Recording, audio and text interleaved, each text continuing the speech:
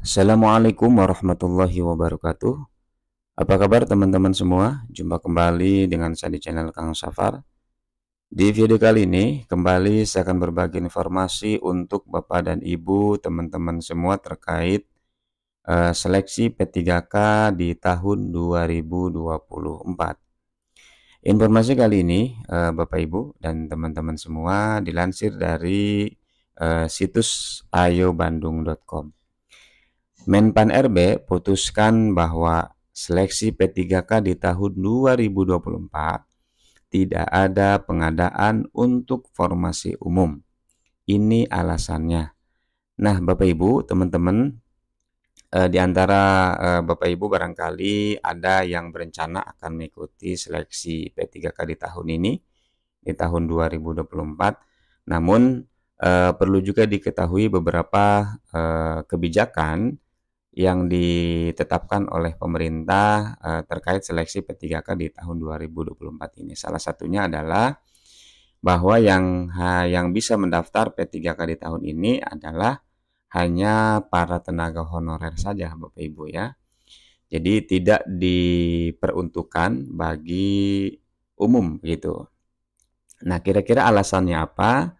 Kita simak videonya sampai selesai.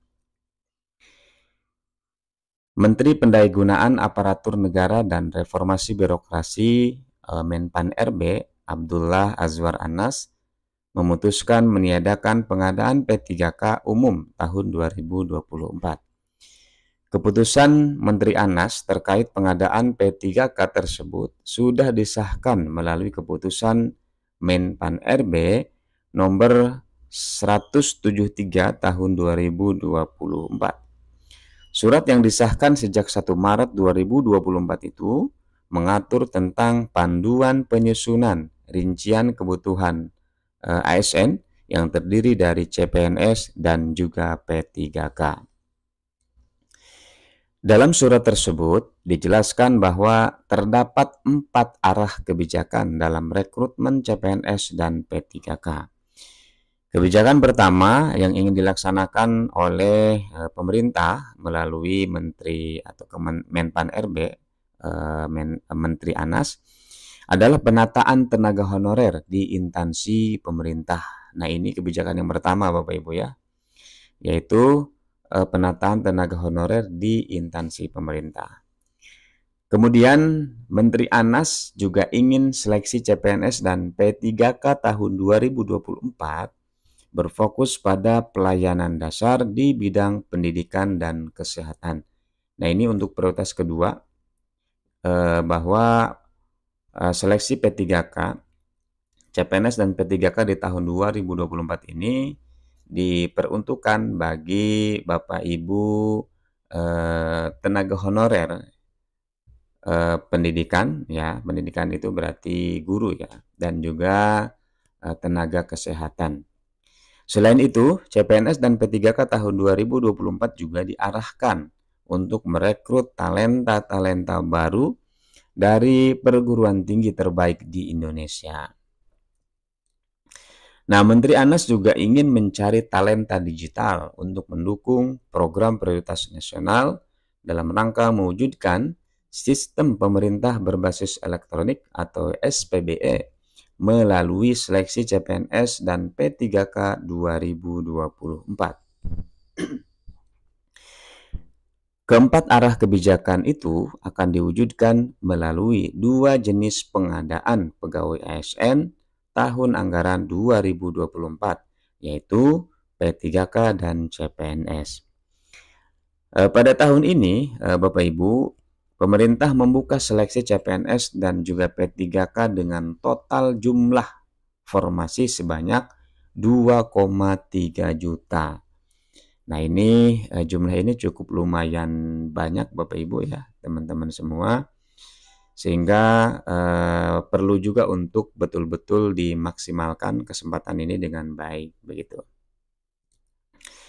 Nah, di instansi pusat dari 2,3 juta tadi Bapak Ibu, untuk di instansi pusat, pemerintah sudah menyiapkan 429.183 formasi yang terdiri dari 207.247 untuk CPNS dan 221.936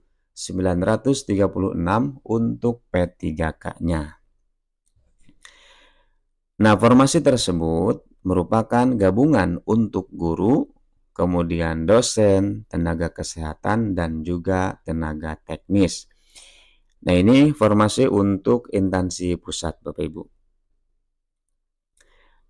Sementara untuk formasi di instansi daerah tersedia sebesar 1.867.333 yang terdiri dari 483.575 untuk CPNS dan 1.383.758 untuk P3K. Nah, ini untuk formasi di daerah ini cukup lumayan banyak selisihnya dibandingkan dengan instansi pusat. Jadi sekali lagi untuk instansi daerah ini formasinya mencapai 1,8 jutaan Bapak Ibu.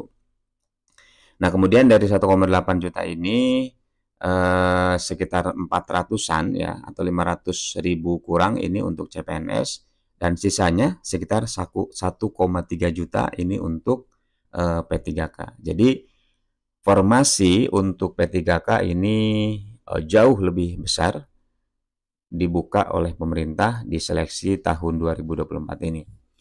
Nah, formasi P3K untuk instansi daerah yang 1,3 juta ini Bapak Ibu terdiri dari formasi guru itu 419.146, kemudian untuk tenaga teknis tenaga kesehatannya 417.196 dan untuk tenaga teknisnya 547.416. Nah, ini untuk formasi P3K dari 1,3 juta ini dibagi menjadi 3 kelompok. Pertama untuk gurunya, tenaga guru, kemudian tenaga kesehatan dan tenaga teknis. Sedangkan untuk alokasi sekolah kedinasan disediakan sebanyak 6.027 formasi. Nah, jadi untuk sekolah kedinasan ini formasinya terpisah Bapak Ibu. Nah, khusus untuk P3K, Menteri Anas melalui surat keputusannya tidak membuka seleksi melalui jalur umum. Dalam surat tersebut hanya dijelaskan bahwa rekrutmen P3K tahun 2024 untuk ex-THK 2 dan pegawai non-ASN atau tenaga honorer.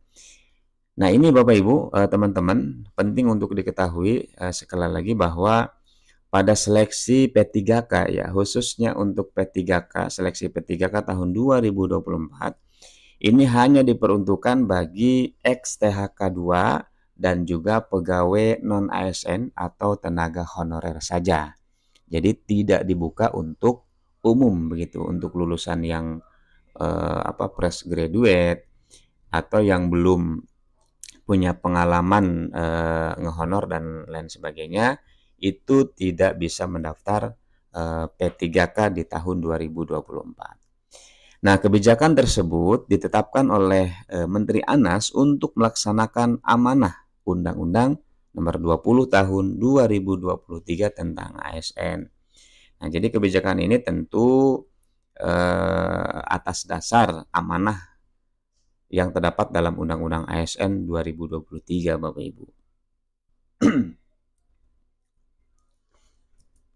Nah, dalam Undang-Undang Nomor 20 Tahun 2023 tentang ASN tadi, itu dijelaskan bahwa tenaga honorer dan sejenisnya akan dihapus dari instansi pemerintah pada bulan Desember 2023. Nah, setelah seluruhnya dihapus, kemudian pemerintah juga dilarang untuk merekrut atau menerima tenaga honorer untuk mengisi jabatan ASN begitu.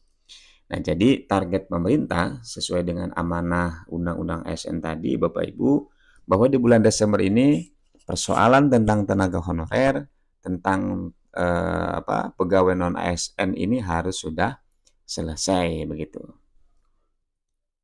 Nah, sehingga untuk melaksanakan amanah tersebut maka perlu disusun kebijakan perencanaan kebutuhan sebagai dasar untuk melaksanakan penataan ASN secara terencana dan berkesinambungan.